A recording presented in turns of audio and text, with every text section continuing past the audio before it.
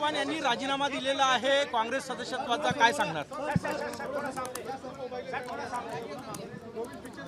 अशोक चव्हाण यांनी आपल्या पक्ष सदस्यत्वाचाही राजीनामा दिला आणि राजीनामा देताना वर माजी आमदार असा उल्लेख केला त्या पत्रावर। मी यापूर्वी अनेक वेळा सांगितलं आहे की काँग्रेस पार्टीमध्ये मोठ्या प्रमाणावर धुसफूस सुरू आहे। त्यांचा अंतर्गत वाद एवढा आहे की त्यांच्या नेतृत्वामध्ये समन्वय घडवण्यासाठी क्षमताच नाही आहे आणि त्यामुळं मला वाटतं हा राजीनामा हे बघावं लागेल कुठल्या कारणाने दिला आहे। पण काँग्रेस पार्टीमध्ये अंतर्गत धुसफूस आहे आणि मोठ्या प्रमाणावर काँग्रेस पार्टीमधले मोठ्या प्रमाणावर मोठे मोठे नेते हे भारतीय जनता पार्टीच्या संपर्कामध्ये आहे। पण काँग्रेस पार्टीमध्ये मात्र अस्वस्थता आहे।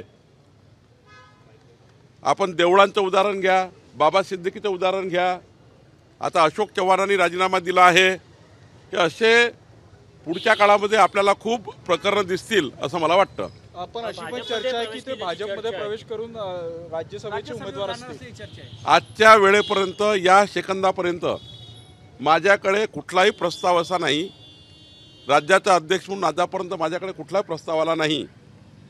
बाकीचं मला त्या ठिकाणी सांगता येणार नाही, पण अध्यक्ष म्हणून माझ्याकडे कुठलीही चर्चा याबद्दल नाही। समजा आले तुमच्या पक्षात तर तुम्ही घ्यायला तयार आहे का? मोदीजींनी विकसित भारताचा संकल्प केला आहे, मोदीजींनी आत्मनिर्भर भारताचा संकल्प केला आहे आणि विकसित भारताच्या संकल्पाला साथ देण्याकरता आमचा दुपट्टा आणि आमचा विचार आणि आमची विचारधारा कोणी जर स्वीकारत असेल त्यांचं स्वागत आहे। त्यांनी पक्ष सदस्यत्वाचा राजीनामा दिला, त्यानंतर हाताने वर माजी आमदार दिलं, त्यामुळे इतक्या तातडीने जर का त्यांनी राजीनामा दिला असेल तर निश्चितच काही बोलणं झालं होतं काय? काहीही बोलणं झालं नाही आहे अजून।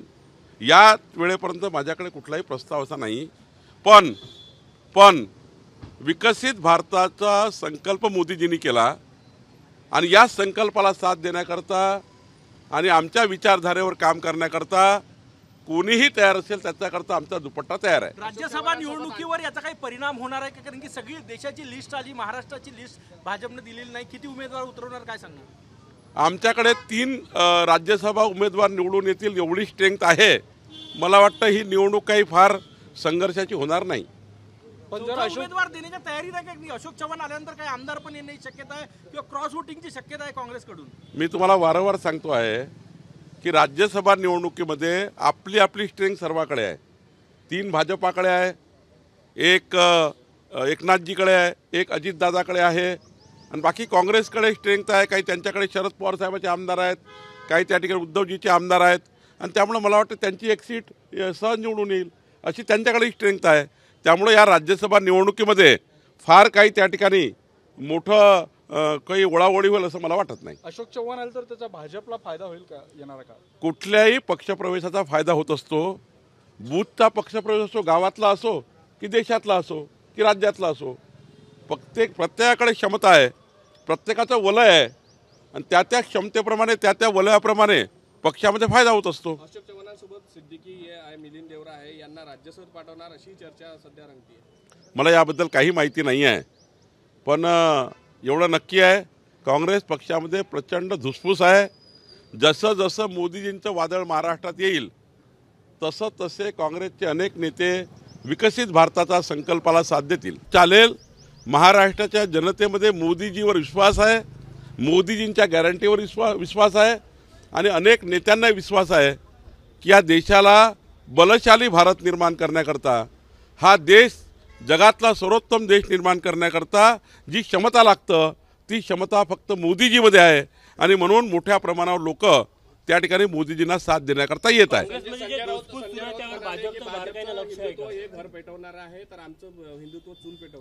संजय राऊत यांच्याबद्दल आमचे प्रवक्ते उत्तर देतील।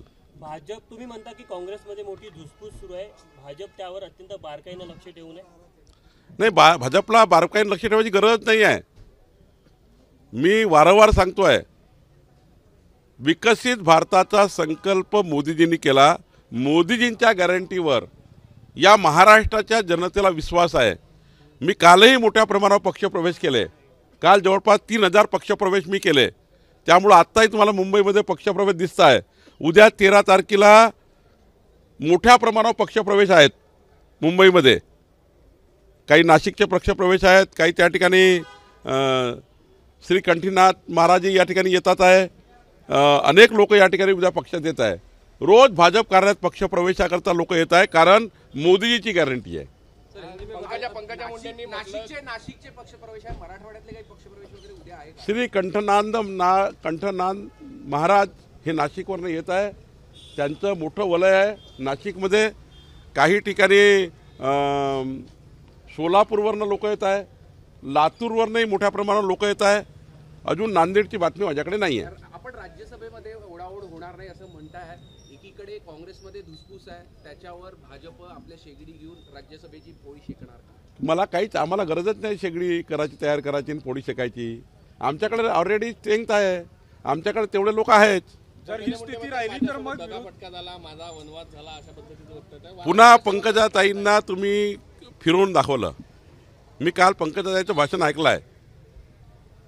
खरं तर निवडणूक एकदा 5 वर्ष त्या विधानमंडळात नाही आहे किंवा लोकप्रतिनिधी म्हणून नाही आहे. त्यामुळे त्यांनी सहज वक्तव्य केलं आहे आणि त्याला फिरवून फारून पुन्हा एकदा पंकजाताईला पुन्हा दाखवतात आहे. काहीच संबंध नाही आहे. पंकजाताईचं नेतृत्व हे मोठं आहे. पंकजाताई आमच्या नेत्या आहेत, भारतीय जनता पार्टीच्या नेत्या आहेत, केंद्रीय नेतृत्व आणि त्या केंद्रात नेत्या आहेत. त्यामुळं केंद्रीय नेतृत्व लवकरच चांगला निर्णय घेईल अशी आमची अपेक्षा आहे. ही स्थिती राहिली तर विरोधकांना उमेदवार मिळतील का? मग मी आधीच सांगितलं होतं, जसे जसं मोदींचं वादळ येईल तसे तसे महाविकास आघाडीमध्ये उमेदवार कमी होतील. हिंदी में बताइए सर, अशोक चौहान ने इस्तीफा दिया है? देखिए, मैंने पहले भी कह चुका हूँ कि महाराष्ट्र की कांग्रेस पार्टी में अंदरूनी बहुत कलह है और ये कलह इतना ज़्यादा है कि देवड़ा जी चले गए, बाबा सिद्दीकी चले गए, अशोक चौहान जी ने आज रेसिग्नेशन दे दिया है और ऐसे बहुत से नीचे कार्यकर्ता है. कल मैंने समीर गायकवाड़ करके उनके एक अच्छा जिला परिषद लेवल का कार्यकर्ता 3000 लोगों के साथ पार्टी प्रवेश हुआ. कल कांग्रेस पार्टी के लातूर से नासिक से बड़े पार्टी प्रवेश है. कल एक हमारे राजेंद्र महाडोड़े, वो माड़ी समाज का हमारा नेतृत्व करते हैं महाराष्ट्र का, वो भी पार्टी प्रवेश करने वाले हैं. कांग्रेस पार्टी में बहुत अंदरूनी झगड़े चल रहे हैं और वो झगड़े निपटाने के लिए कोई नेता नहीं है.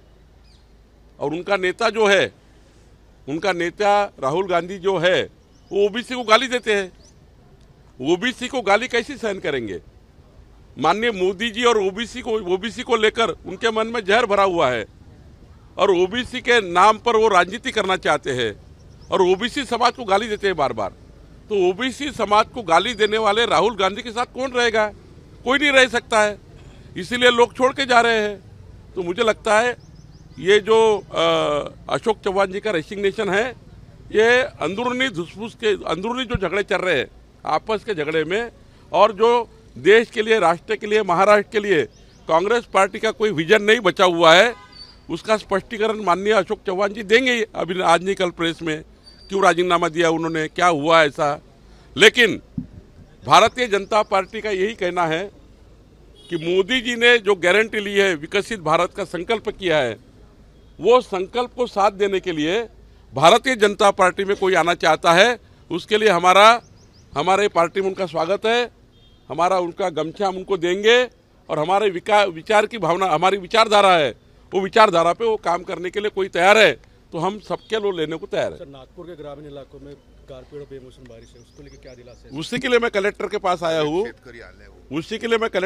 आया हूँ कि नागपुर में जो ओला गिरा हुआ है, विदर्भ में जो ओला गिरा हुआ है, मैं डिविजनल कमिश्नर से भी बात की है, नागपुर कलेक्टर के पास भी आया हूँ कि इसका उचित सर्वेक्षण होना चाहिए और उचित सब लोगों को मुआवजा मिलना चाहिए. जो ओला गिरा है, बारिश गिरी है, मैं कल एक खेत में गया था तो निश्चित रूप से बड़ा नुकसान हुआ है. माननीय देवेंद्र जी ने कहा है कि सरकार इसके पीछे खड़ा रहेगी.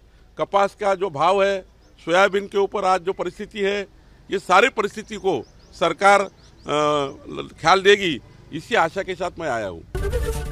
एबीपी माझा, उघडा डोळे बघा नीट.